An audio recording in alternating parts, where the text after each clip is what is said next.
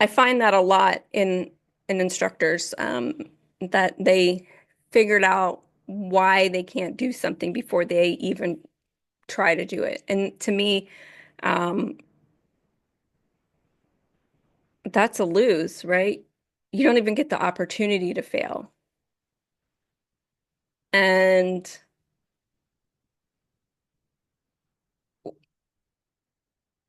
you're not going anywhere. You're stuck. You're stuck in a rut because you don't even try. So today I really want to talk in about like your mindset towards goals, towards your marriage, towards parenting, towards your instructor business. Really, it's like towards life. And re-putting your brain back on a healthy path. And how long does that take and what that does that look like? I have a neuroscientist video here I'm going to share real quick. It's only 6 minutes, but she makes some really good points on how your brain works. And my husband had a stroke in, I can't remember now, January or February. And it's taken almost 3 months for his brain to be rewired. And he's 42.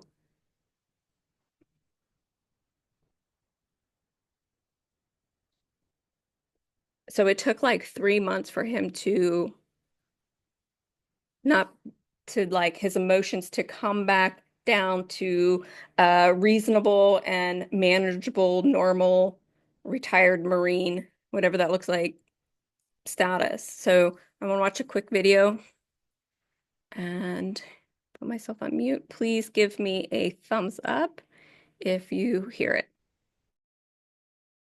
Those deep-rooted beliefs about who we are and how we perceive ourselves in the world and where we place ourselves in the world can keep us feeling stuck in this perception box about how we see ourselves, and not only that, how we think other people interpret us as well. It could be we are a sporty one, or the creative one, or that perhaps we want to be someone that's creative, but we're not. And the question is whether that narrative is really yours. It wasn't until I started studying neuroscience that I realized that we have this ability to change our trajectory, change our thoughts, and we can expand the box that we're in. We can expand our perception of who we are in the world.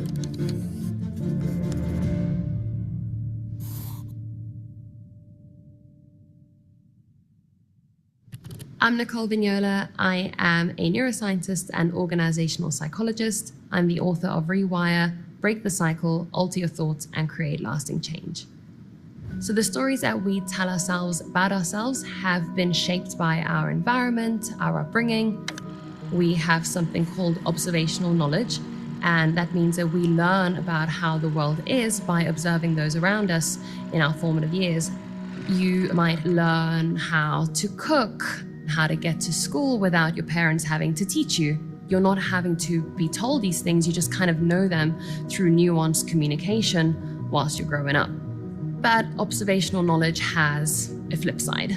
Sometimes we observe our peers or parents being highly critical of themselves, and so we learn to do that as well. Or perhaps your parents will exacerbate a particular narrative, and then that boxes us into this kind of fixed mindset in our adult life where we don't want to step outside the realms of what's been defined for us. So I have two friends. They are both sisters. Samantha was always a good dancer, and her parents always highlighted that about her. She struggled a lot growing up because she wanted to be more than just a ballet dancer. Her sister Martha was always the more academic one, the higher achiever. When Martha then went on to the real world, she started to experience failures. She didn't know how to handle it because her entire persona was built on this very smart, high-achieving person that never really failed. So within this perception box, you have this pre-programming that was given to you by your peers and parents, and it's not really your programming. And for some people, that pre-programming is fine, but for others, it isn't. So as humans, we do have a negativity bias, so we perceive negative information more greatly than positive. And the negativity bias can really highlight those things that we say to ourselves, those negative stories. Things like, I'm not good enough, I'm not worthy enough to be loved. Maybe it's the way that you speak to yourself about your body. Now, you add on another layer, you've got this confirmation bias that tells you to go into the world and confirm that you are correct. And so we stay stuck in this loop of perpetuating these stories that are no longer serving us. If left unchecked, it will basically form a template to how you see the world. So you will carry that into every aspect of your life, and your brain will perceive that as normal. So whilst our thoughts are extremely powerful, we can use that to our advantage to really pull out the positive narratives that we want for ourselves. So sometimes in a social setting, I will start to plant a seed, and I will ask friends, clients, family, what are the small wins or the big wins of your week? And generally speaking, people will start out by saying, not that much. And as soon as they start talking, I'll go, that's a small win. And they're like, oh, yeah, that is. And then as we go along in that day or the conversation, they start to see more and more small wins than they previously had seen. By pulling out the small wins, it will start to shine a light on a different outcome, not the one that you have usually perpetuated. And it's not until you bring conscious attention to it that you can start to make a change, because the brain is just doing what it knows best. It's going to optimize energy for other things and just repeat what has been ingrained. So if you have a pathway that has been ingrained and it's a beautiful tarmac highway, and now you want to change it, you're going to have to step onto a dirt road. And then you have to pave that dirt road. And then you have to put in some street lights. And eventually, this path will be a tarmac highway. As humans, we have something called metacognition. We can watch thoughts come in and exit, and not just that, but name them. When we name our thoughts, we engage the medial prefrontal cortex, which is responsible for higher order thinking, problem solving, and what that does is that it alleviates the pressure from the emotional brain, the limbic system, which usually perpetuates those negative stories even more. When we break those automatic patterns, we take control of that steering wheel and we start to say, hey, this is how things have usually been. This is the box that I put myself in, that parents put me in, but I want to change that. And you start to essentially rewire and reshape your perception box and how you conduct yourself in the world. One of the questions I always get is, can I change? Whoever you are, if you have a brain, it can change. The brain is capable of change well into old age, and this is true for everybody, neurotypicals, neurodivergents. We don't need to stay stuck with the narratives that we have reinforced if it's no longer serving us, because they can absolutely change.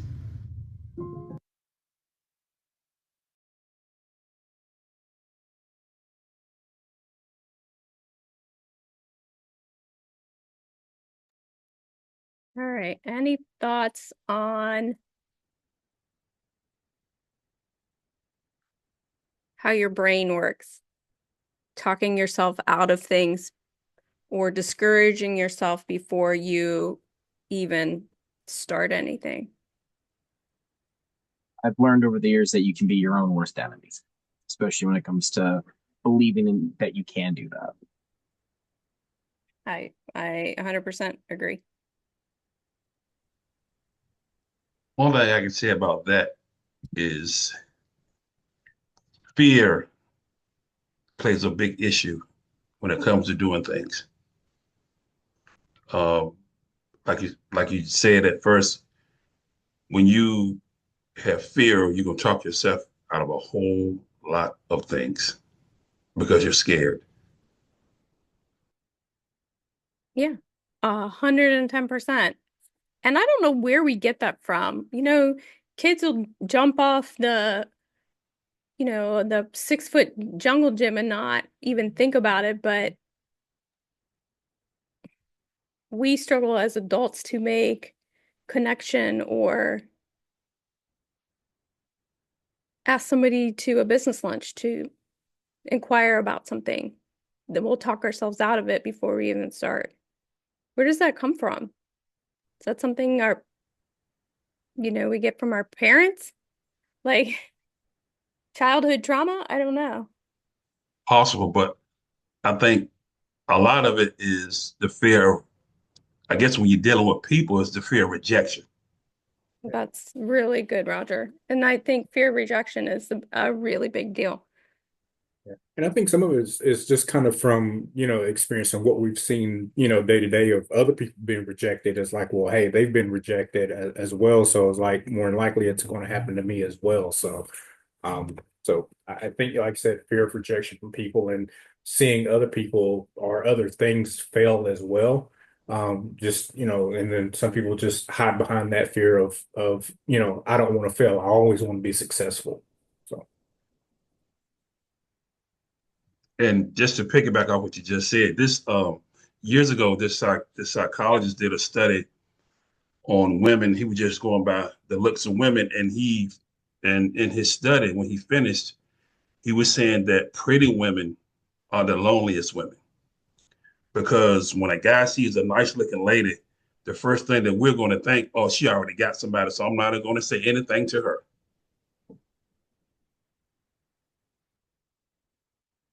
I have no comment on that.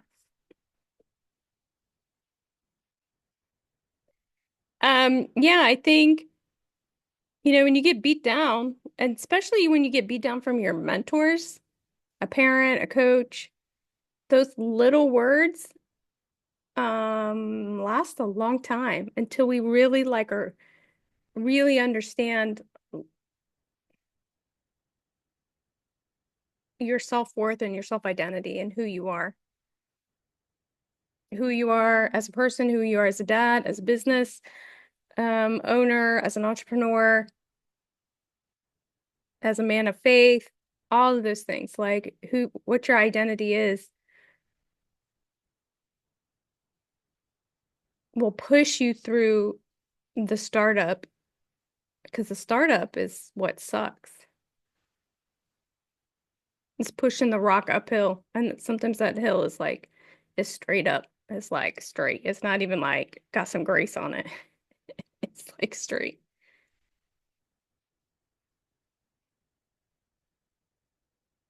So yeah, Roger, that was really good. I think finding the root of a rejection. Has anybody in here been divorced? Been divorced.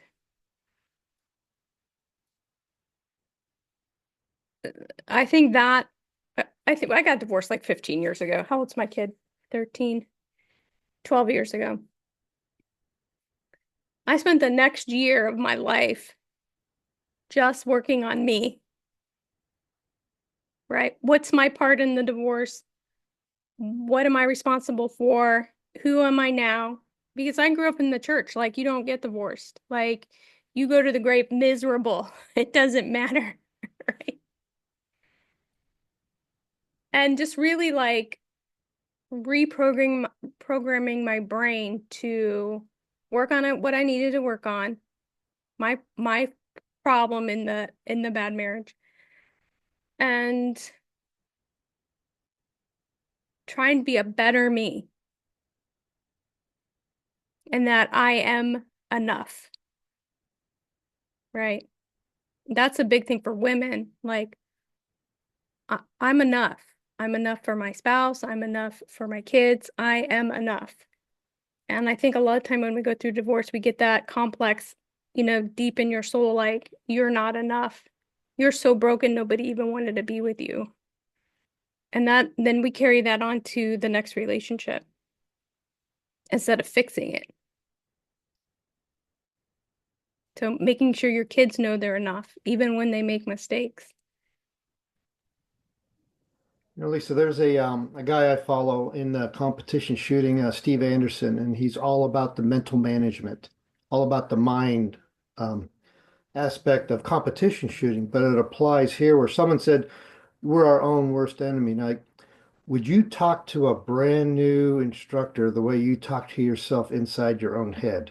You would never do that. And his examples, it was all about, at competition matches, like, Would you go up to a brand new shooter and say, wow, you really suck. You can't hit steel targets for anything. You should just quit.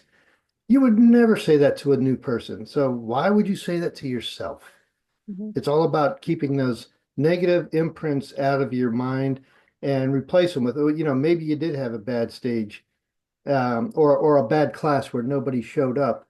And like, well, what I learned from this is next time I'm going to do X or I'm going to do Y to improve on that instead of, wow, I must really suck because no one showed up for my classes, Mhm. that kind of a thing. So it's a lot about how you talk to yourself inside your own mind. Yeah, I've been talking to my kid about like also when you lay down for bed at bed, what goes through your brain between laying down and sleeping. I've always been a good sleeper because I can turn my brain off, right? And then you have these people who dig themselves in a big hole until 2 a.m. Does anybody in here do that? I think that's a really big deal, is one, getting enough rest so you're an effective human being. But that thought pattern at nighttime affects your whole life. You're setting yourself up for your next day. So, how do you get your brain to turn off and know everything's going to be okay? What is the statistic? Isn't it like 80% of what we worry about never happens?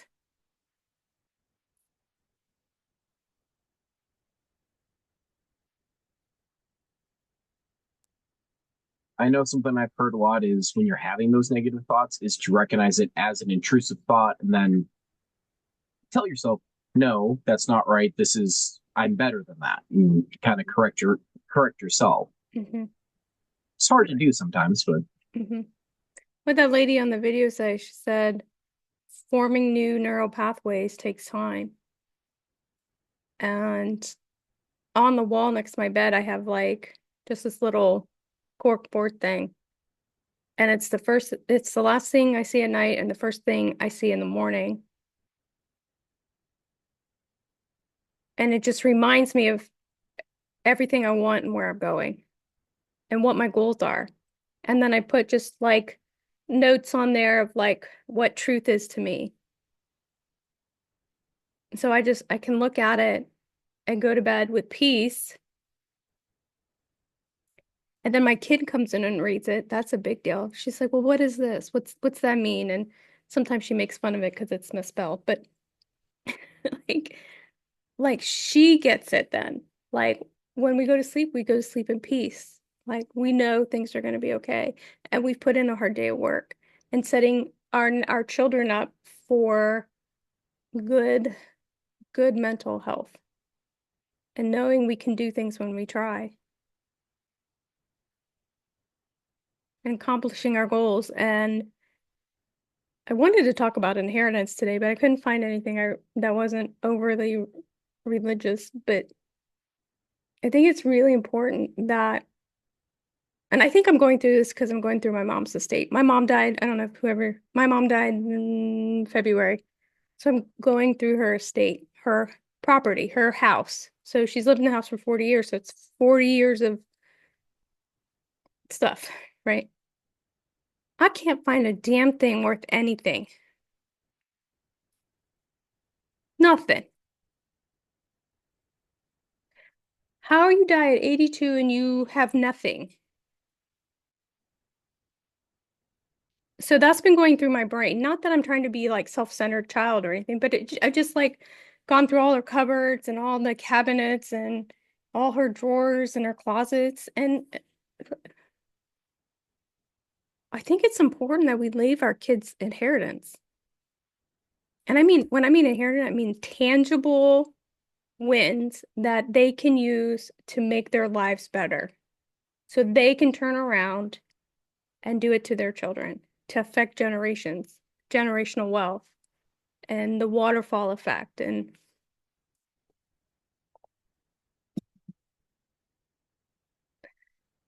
so that's where I am. Like, are not striving to be perfect or and not striving to not fail, you're not you're gonna fail. I watched a really old video of Trump and he was $900 million in debt. And it's been floating around, but it's really old. It's like from the 90s. And he's like talking to like an interview person or something. And he like points to like a homeless person on the street. He's like, that person right there has $900 million more than I do. What do they got? 20 bucks in their pocket or whatever, right? So keeping our brain healthy enough to push through the crap, to heed to wisdom, and to grow your business, love what you do, and then be able to leave something to your children, whatever that may be. And I think that starts with the inner monologue. I think that's all I got. Any thoughts on that? I think the last thing that comes to my mind is also making sure to take time for yourself. And that's something I struggle with. Everybody in here, it sounds like most of us have two jobs. You know, we're trying to run a business. We're working day jobs to pay for that business. And it's easy to get caught up in that and just keep running yourself into the ground. Every once in a while, you just need to, even if it's just a couple hours, disconnect from work, disconnect from your troubles, and do something you enjoy, whether it's reading, watching a movie, playing video games, going for a walk. Just, you got to take care of yourself so you can continue to do what you want to do. Yeah, 100%. Because if you're a mess or a wreck or burnt out, then it doesn't matter. Or sick, you work so hard, you made yourself sick. I've seen that. My dad did that. I've seen that. Yeah, I think balance is a big deal. And then letting people tell you when you're out of balance. See, I'm not so good at that. I don't like to tell you. Don't tell me when I'm wrong. I don't like that. It's because I'm hard-headed, right? So absolutely, Ben. Anybody else?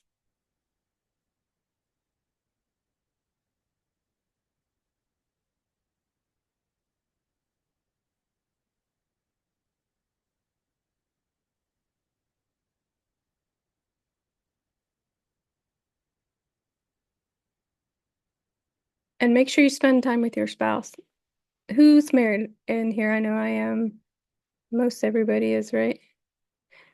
Yeah, making sure we invest in our marriage too, that we're not so caught up in business development and working the grind, is that we, disconnect with our spouse. Yeah, I was just with my spouse. Yeah. Sorry I'm late. Sorry I'm late. I was in the middle of ripping up a deck because I'm on vacation so we have That's not my vacation. Your huh? definition of vacation is crazy. Yeah, we are actually supposed to go to Myrtle Beach, but then we changed it because we have a beach house in down by the Jersey like right outside of Sea Isle City, going down towards Wildwood in New Jersey. So we was like, you know what? We need to go get stuff ready for the season.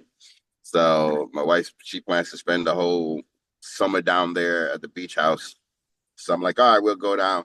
So I had my buddy Donato. I was like, hey, I need you to come over to my house and help me with a deck. So he helped me like fix my deck because my deck was sagging. So he helped me lift it up a little bit. And then some lady was giving away a free deck. So it's like 33 by 10. So I took my wife and my sons and we went over there and started ripping it up. She's like, hey, it's free if you guys can take it apart. So I'm like, okay. So we were there as a family ripping it apart. And then we'll go back tomorrow and start ripping everything else up. So yeah, it's a vacation, but it's a little bit of work on this vacation, but it's, getting to spend some time with my wife and my kids. So that's a good thing. My son's on Easter vacation right now. So we're spending it as a family. That's awesome. That's still not a vacation though. I'll be at that towards the end of the week. We should try to get all the big stuff out of the way and Sure. then relax towards the Yeah. so like towards the end of the week. I'm not planning to build a deck right now. I just need to take the one apart. It's like, hey, I could pass it up as free. So I was like, hey, it's free and it's pretty good wood. So I was like, let me jump on this. You don't get this too much.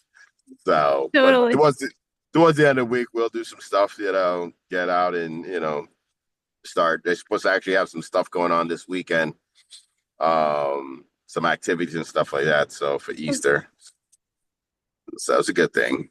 Awesome. That's what I want. I want a Jersey Shore house, beach house. That's what I'm talking about. Totally. Yeah, yeah, it's a good thing. We're always camping.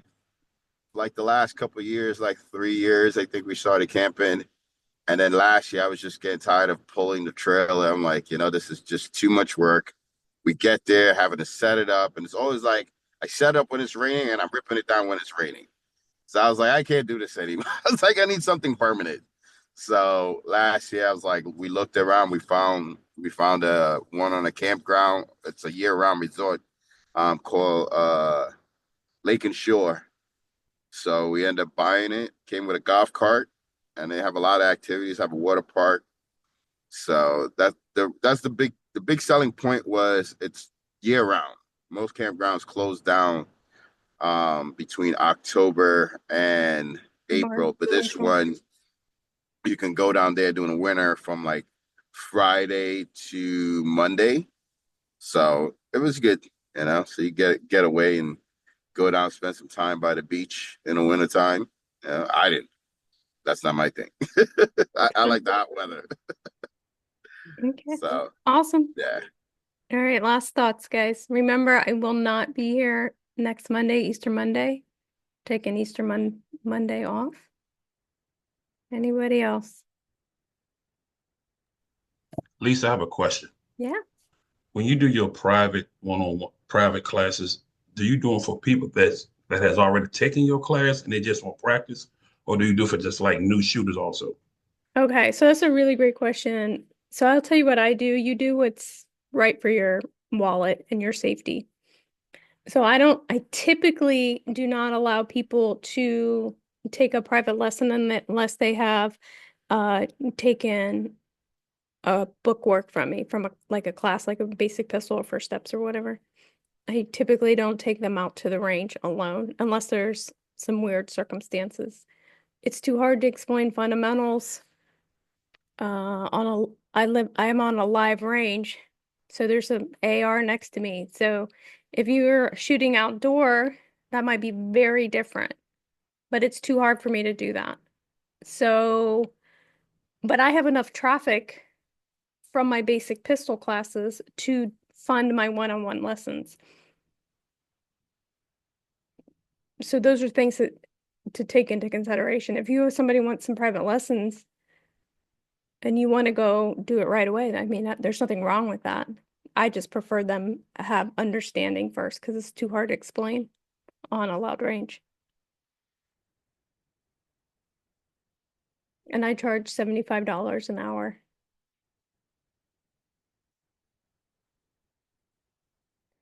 Anybody else? Okay, Same guys. experience with the private classes. I take people to the range one-on-one, but I just know in my head this is going to be running them through drills or some exercises. Pick the gun up, 2 shots on target, put the gun down, show clear. Basic gun handling. There's not a lot of ability to have conversation because I'm in an indoor range and got the big boomer right next to you, and they're new and they're scared, and Mhm. you can't sit there and describe things to them. I go into it knowing this is going to be just skills and drills. This isn't going to be like background education. Yeah. But Roger, you have an outdoor range, right? Private? Correct. Yeah, my range is outdoors. Yeah, so the Yeah. rules might be a little different for you. If you have time to talk about sight alignment, sight picture to a new shooter, it might Mhm. work out well. Yeah, matter of fact, I had a class this past Saturday, had two people Very show nice. up, two young people. Very good. Mhm. All right. Anybody else, folks? All right. happy Easter. Take some time on Sunday. Try not to check your phone and your email. Try to hang out with your family. Eat, what do we eat? Lamb? We have lamb. And spend some time with your wives. Take them on a date this weekend. That's your homework. All right, I'll see you in 2 weeks. What's the date on that? At the first? We're not quite at the first, right? Right, 28. I'll see you on the 28th, same time, same Zoom link. Email me if you need anything. I think that's it. I'll see you all later. Happy Easter. Happy Easter.